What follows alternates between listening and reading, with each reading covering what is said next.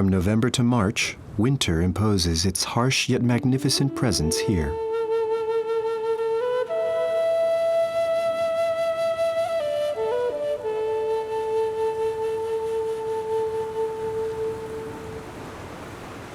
Nature has great importance in Japan because each natural phenomenon, each tree, each river, each rock is inhabited by a spirit, which is known here as a kami.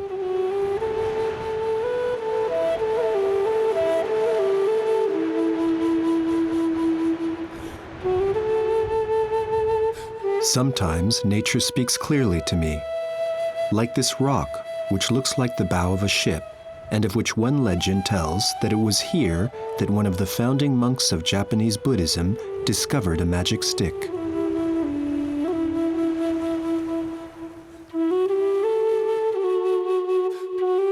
But I can feel the magic elsewhere, hidden somewhere between things. And I strive to film these landscapes whilst trying to capture a glimpse of the invisible.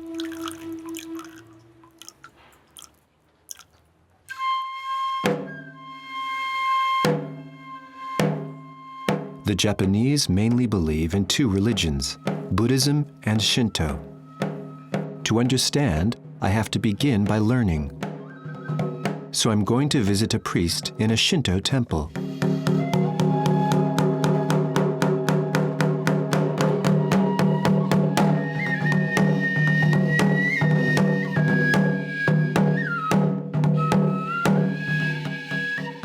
I am aware of how lucky I am to attend this intimate ceremony, because unlike Buddhist temples in which followers are welcomed, Shinto temples are reserved for priests. People coming to pray for the kami must remain outside.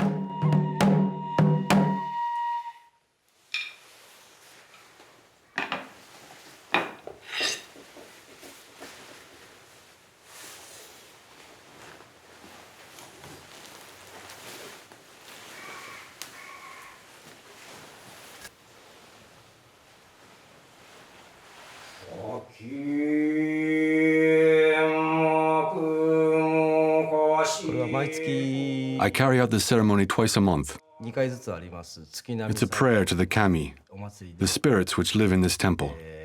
It's a prayer for life, for people's happiness and health. It is to thank the spirits and to ask them to protect us.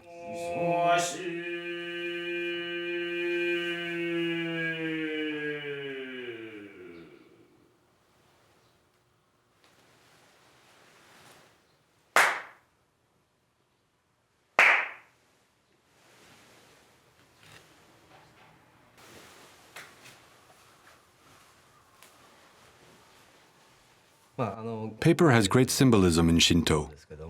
It has different meanings. The strips of paper folded into zigzag indicate the presence of a kami, and in any case, that's where it resides when it's in the temple.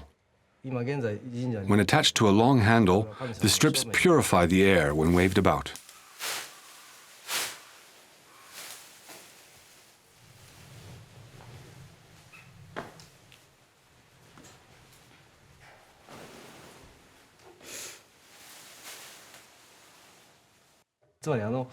Shinto is characterized by a belief in nature and the spirits which inhabit it.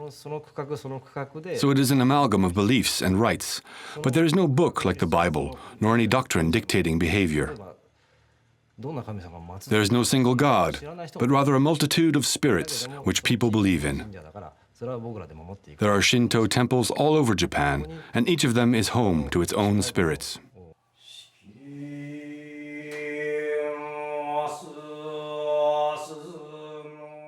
So the temples don't only exist in natural settings, they are also present in big cities, because even when surrounded by concrete, nature continues to exist and to exert its influence. Moreover, the prayers we say for the rice in the countryside are the same as those in the city.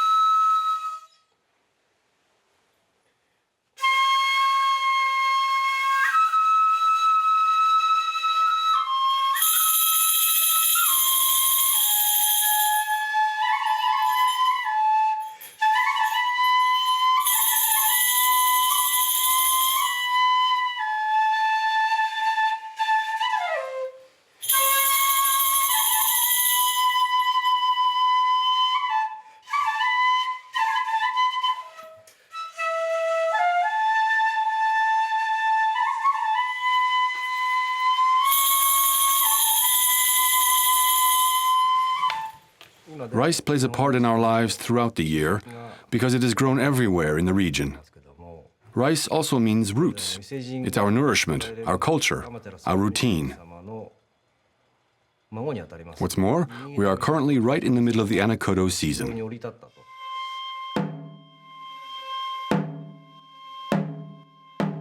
This was an important meeting for me. It made me understand that the spirits, the kami, are everywhere, and one must respect them as much as be wary of them.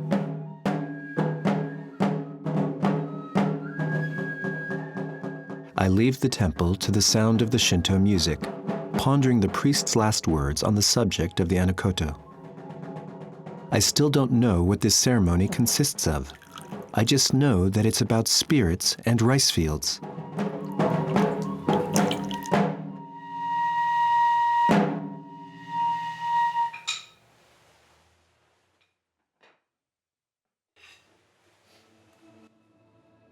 Still haunted by these stories of spirits, I continue my exploration of the region by rising very early when it's still dark to wait for the boats returning from their fishing.